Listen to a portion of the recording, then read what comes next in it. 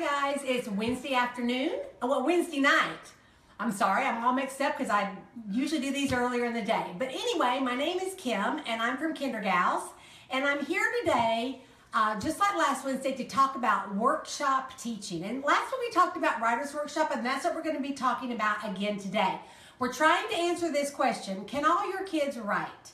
So we're going to use the workshop framework. Now, last week we talked about this, and here's what the workshop framework is. All right, here it is laid out. First, the teacher's going to do a mini lesson. So here's Megan doing her mini lesson. Then the children go off with their writing folders to write. And then we call children back together on the carpet to do a share time. We also talked about this, that in the mini lesson, there are 4 components. There's the connect, where we remind them what we did yesterday. There's the teach, where we do the new learning and we model. Then active engagement is where kids practice it.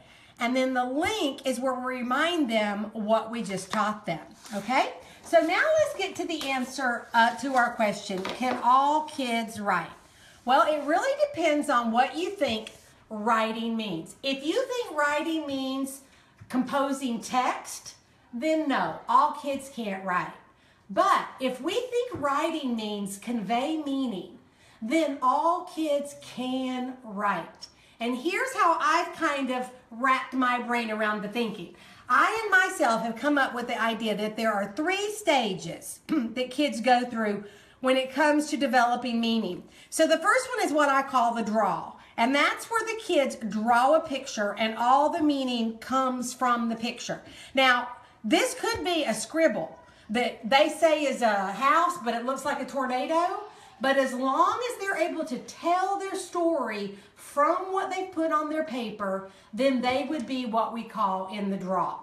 Then kids move into what I call the write. Now, I know there are a bunch of stages in the stages of writing, but these are the stages of meaning that we're looking at here, okay? This is when kids have more meaning on their page because they're using meaningful letters. So, for example, if they drew a picture of a house and they put an H beside it, then that would give the reader more meaning, okay? And then the last one would be what I call the kids who are indeed writers. And this is referring to where the meaning's coming from, okay? The meaning is coming from the text. Now, only a kindergarten teacher might be able to read this because it could be I-L-M-I-H-O-S.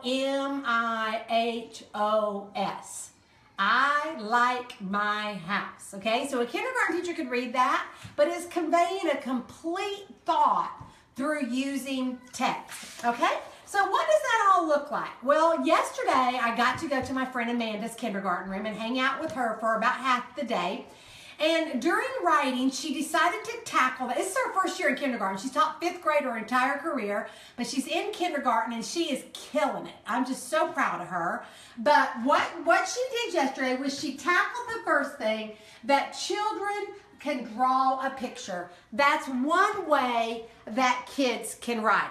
Now, this is truly an anchor chart. We talked about anchor charts last week, so I'm not going to really go into that. But what Amanda had done is all of this was covered with black paper.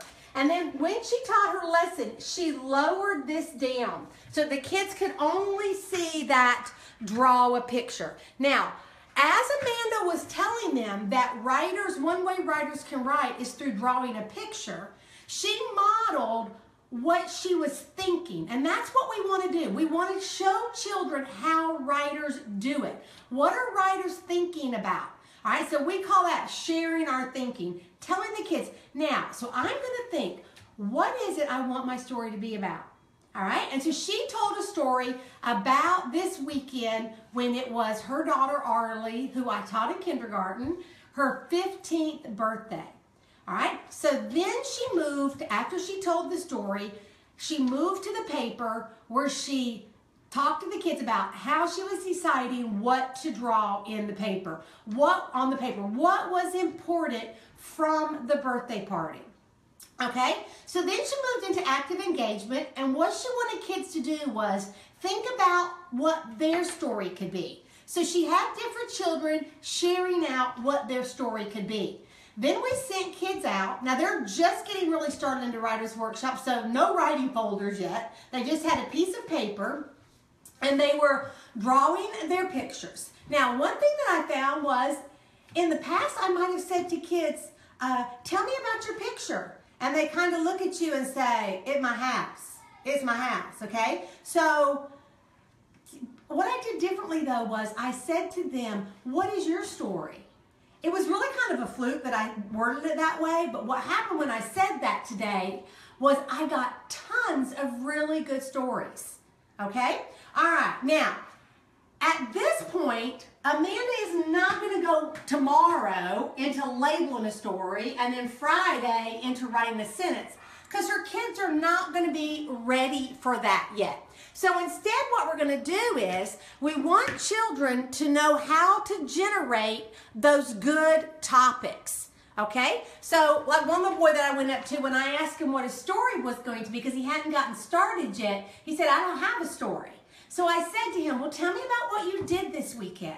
So after a discussion about going to his grandma's, I said, I think you got a great story right there about going to your grandmother's. So he then got started right away. So one thing we want to do is we want to teach children to brainstorm ideas, generate a list, because kids write best when we let them write what's in their heart. We don't want to give kids topics. We want kids to generate their own ideas. Now, what would this look like? Well, when I first learned about Writer's Workshop, that was one lesson. And it was like crazy, because a mini lesson should only be 10 minutes. And a 5-year-old can't even talk about all that in 10 minutes, much less write it too. This takes me 6 lessons, all right? Because the first day, I show children how I can brainstorm my favorite people. And then for the active engagement, I have them brainstorm their favorite people. The next day, I say to the kids that, yesterday we talked about our list of people that are our favorites. Well, today I'm going to show you how good writers write that down so they don't forget. So I model putting it on Post-it notes and adding my favorite people up there. Then I give the kids this piece of paper right here. Now, when I originally learned, all these were on one piece of paper, too much. Much easier that kids can just go right in these boxes and write their favorite people. Now, as you know, a lot of the kids are not writing text, right? They're using meaning through pictures. So they might have 5 smiley faces on there. All right, that's okay. They know who those smiley faces represent. Okay, so that's going to be about 6 lessons. And then what we're going to want to do is we're going to want kids to know that they can constantly add to their list of ideas. It's not like you make a list and then you have to stop. So what I did was I went through my clip art and I used my clip art to come up with people I love, things I love, and places I love, so that I could show the kids how I might find something on this things I love paper that I didn't have on my list, and show them how I can go and add it to my list. Okay? All right, so that would be 3 more lessons on brainstorming ideas. Okay? You'll never hear your kids say, I don't know what to write about, if you go through these lessons. Now, what do we do with these papers? Well, here's what you can do. In your 3-prong folder that you're going to use for your writing folder, and I got this idea from my daughter Megan. It's a brilliant idea. Just take sheet protectors and go ahead and put them in there. Then, when you're doing personal narratives, have the kids slide these down into those page protectors. Now, Megan just ran these in black and white so that she could have her kids put those in there. But you could also just run them in color or just put a few at each of your areas so that the kids could have access to them. What's cool about the way Megan's doing it is the kids have all of their stuff right there. And then when she moves on, let's say to informational writing, she can take those out and add in her brainstorming papers for informational writing. So I hope you know now the answer to the question, can all kids write, is yes. Matter of fact, go look at your standard. It probably says something like this. The children will draw, write, or dictate.